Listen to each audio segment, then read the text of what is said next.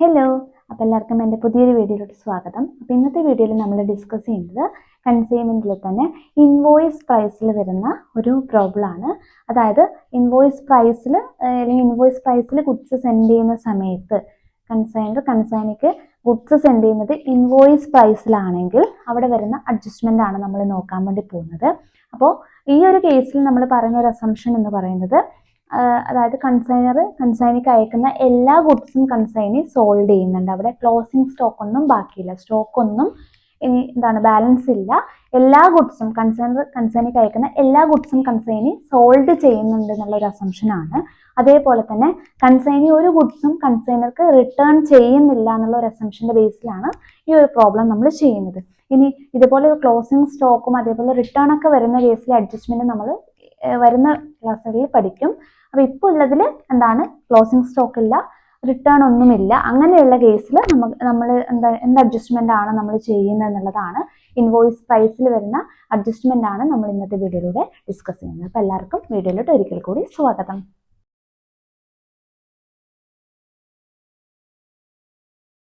ഇതിന്റെ accounting treatment എന്ന് പറയുമ്പോൾ ഇവിടെ നമ്മൾ ആദ്യം തന്നെ പറയുന്ന ഒരു കാര്യം, ഈ ഒരു കേസിൽ നമുക്ക് റിട്ടേൺ ഇല്ല. അതായത് കൺസൈനി ഒരു ഗുഡ്സും റിട്ടേൺ ചെയ്യുന്നില്ല.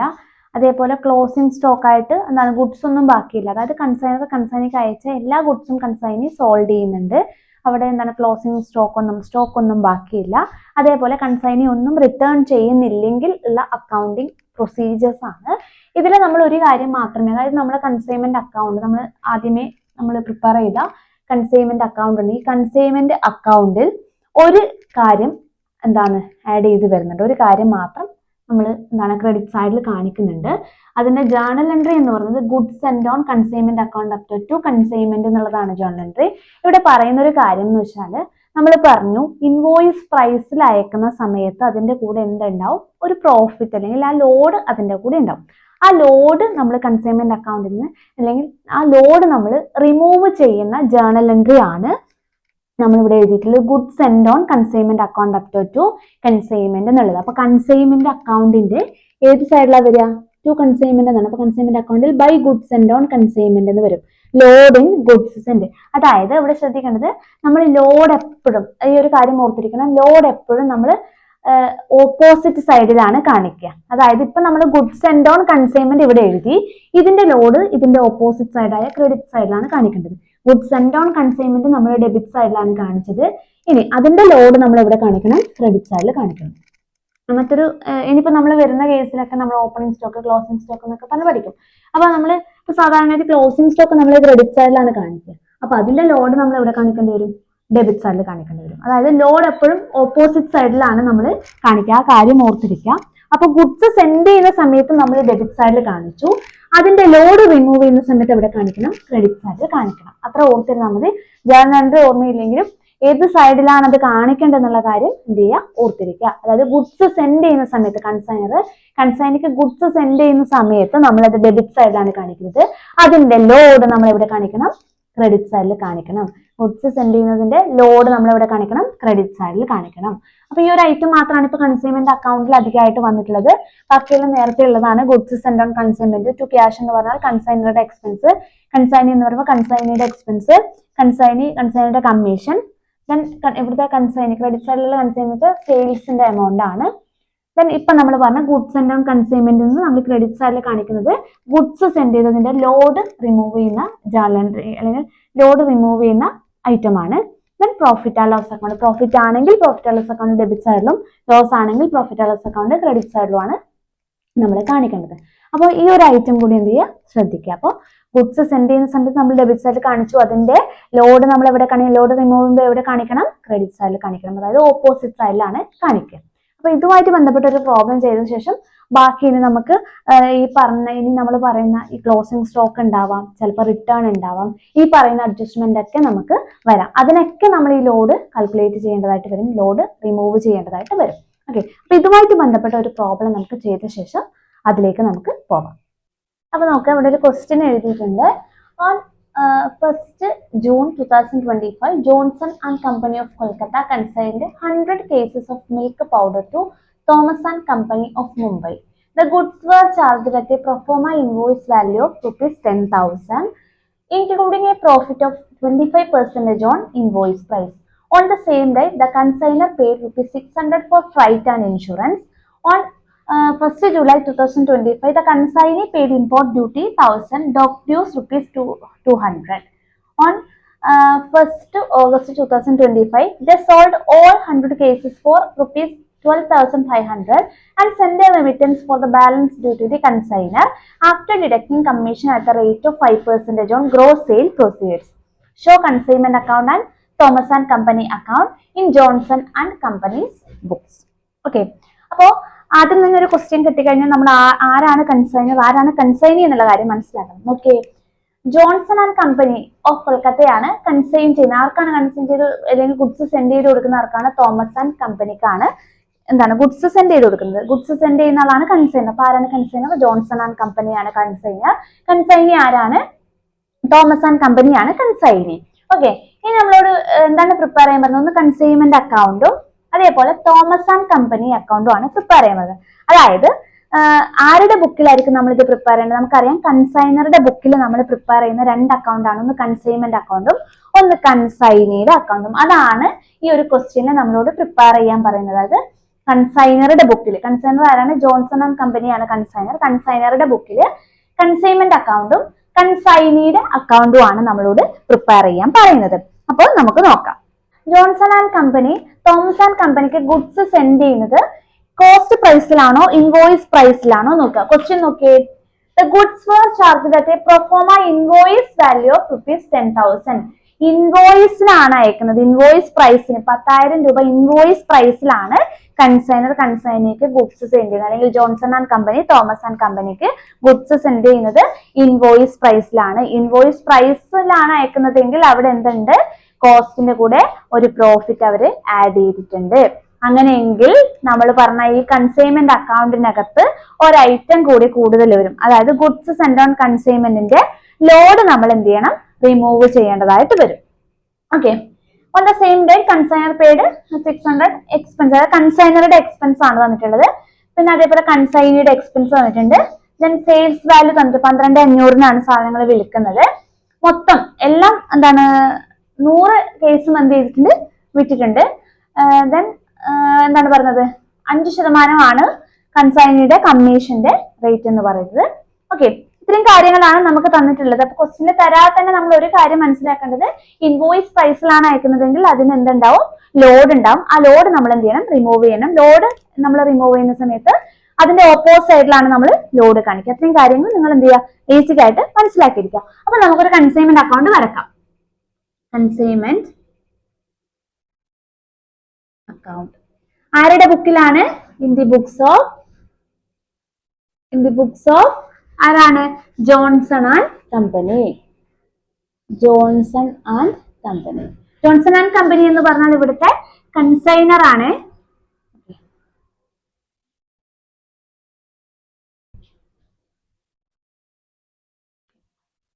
അപ്പോ കൺസൈൻമെന്റ് അക്കൗണ്ട് വരച്ചിട്ടുണ്ട്. നമുക്കറിയാം നമ്മൾ ജേർണൽ എൻട്രിയിലോട്ട് പോകുന്നില്ല, ഡയറക്റ്റ് ആയിട്ട് പോസ്റ്റ് ചെയ്യാണ്.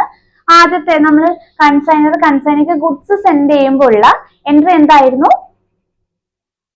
Consignment account up to goods sent on consignment. അപ്പൊ അതാണ് ഫസ്റ്റത്തെ ഐറ്റം ആയിട്ട് വരിക. To goods sent on consignment. Okay, goods sent on consignment. എത്ര രൂപക്കാണ് ഗുഡ്സ് സെൻഡ് ചെയ്യുന്നത്? ഇൻവോയിസ് വാല്യൂ ആയിട്ടുള്ള 10,000 രൂപക്കാണ് ഗുഡ്സ് സെൻഡ് ചെയ്യുന്നത്.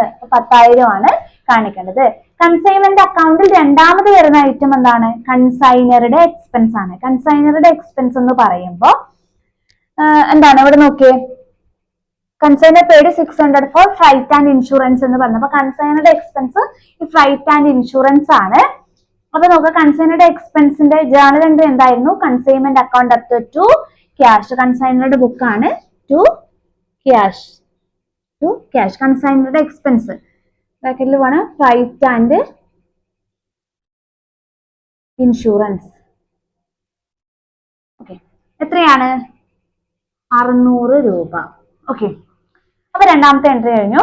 മൂന്നാമത്തെ എൻട്രി എന്താണ്? കൺസൈനിയുടെ എക്സ്പെൻസ് ആണ്. കൺസൈനിയുടെ എക്സ്പെൻസിന്റെ ജേണൽ എൻട്രി എന്താണ്? Consignment account up to consignee ആണ്. Consignment account up to consignee. അപ്പൊ കൺസൈൻമെന്റ് അക്കൗണ്ടിൽ എന്ത് വരും? To consignee. കൺസൈനി ഇവിടുത്തെ കൺസൈനി ആരാണ്? To Thomas and company. Thomas and company.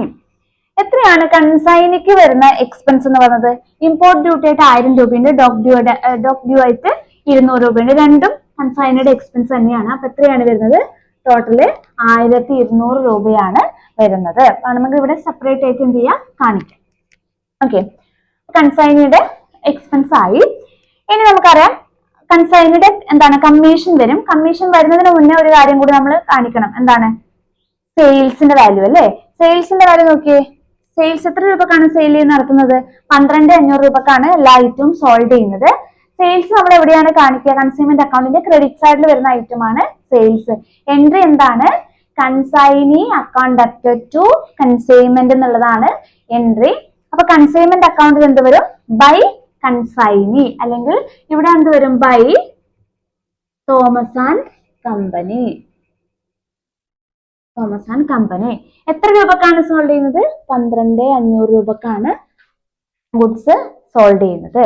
Okay, by Thomas and company 12,500.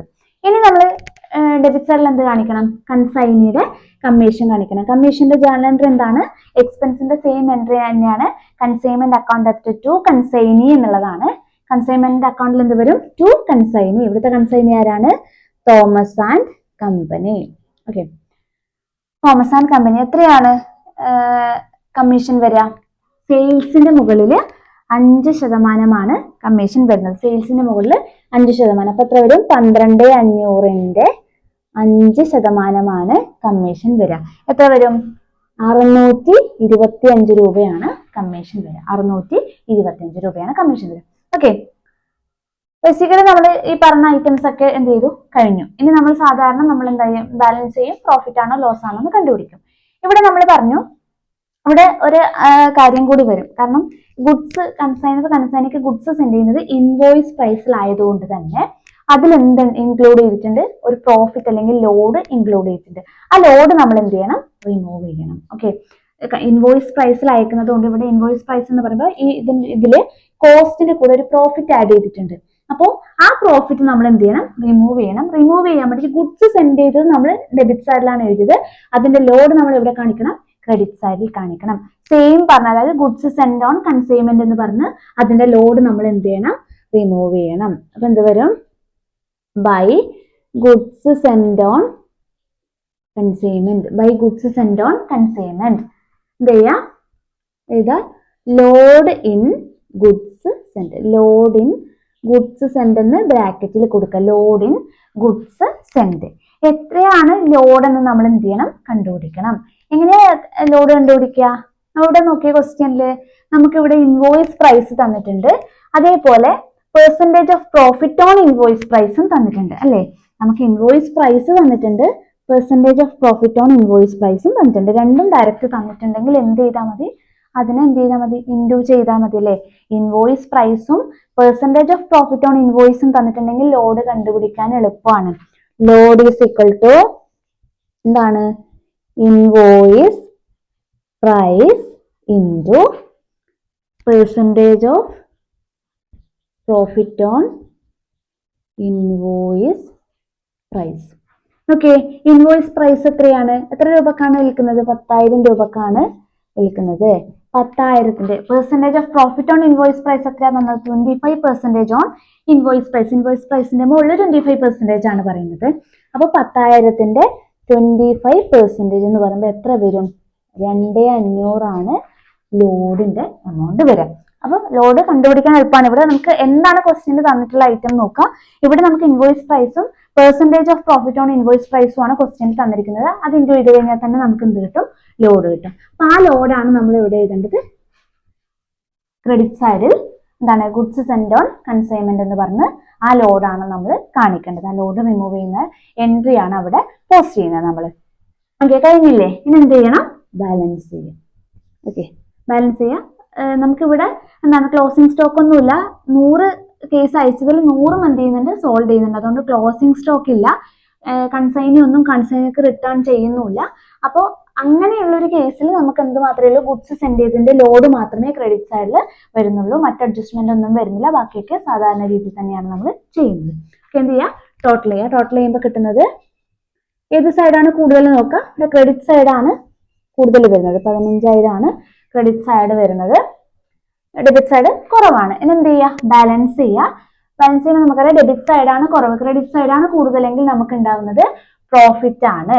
അപ്പോൾ ആ ബാലൻസിങ് ഫിഗറിനെ നമ്മൾ എഴുതുന്നത് എന്താണ്, to profit and loss account, ബ്രാക്കറ്റിൽ പ്രോഫിറ്റ് എന്ന് കാണിക്കുക, അതേപോലെ ബാലൻസിങ് ഫിഗർ എന്ന് കൂടി കാണിക്കാം. ഇനി എന്ത് ചെയ്യണം, 15,000 നിന്ന് എന്ത് ചെയ്യണം, ഈ ഓരോ ഐറ്റം ആയിട്ട് നമ്മൾ എന്ത് ചെയ്യണം, കുറക്കണം. അപ്പൊ നമുക്ക് ഈ ബാലൻസിങ് ഫിഗർ എത്രയാണ് ഇവിടെ ഷോർട്ട് ഉള്ളതെന്ന് കിട്ടും.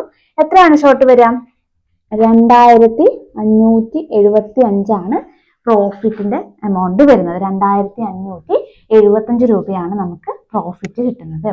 മനസ്സിലായപ്പോ ഇതാണ് കൺസൈൻമെന്റ് അക്കൗണ്ട് വരുന്നത്. ഓക്കെ, ഇനി നമ്മൾ ഏത് അക്കൗണ്ട് വരക്കണം, കൺസൈനിയുടെ അക്കൗണ്ട് വരക്കണം. കൺസൈനി എന്ന് പറയുമ്പോൾ ഇവിടെ ആരുടെ അക്കൗണ്ട് ആണ്, തോമസ് ആൻഡ് കമ്പനിയുടെ account, Thomas and company account. Okay, Thomas and company account.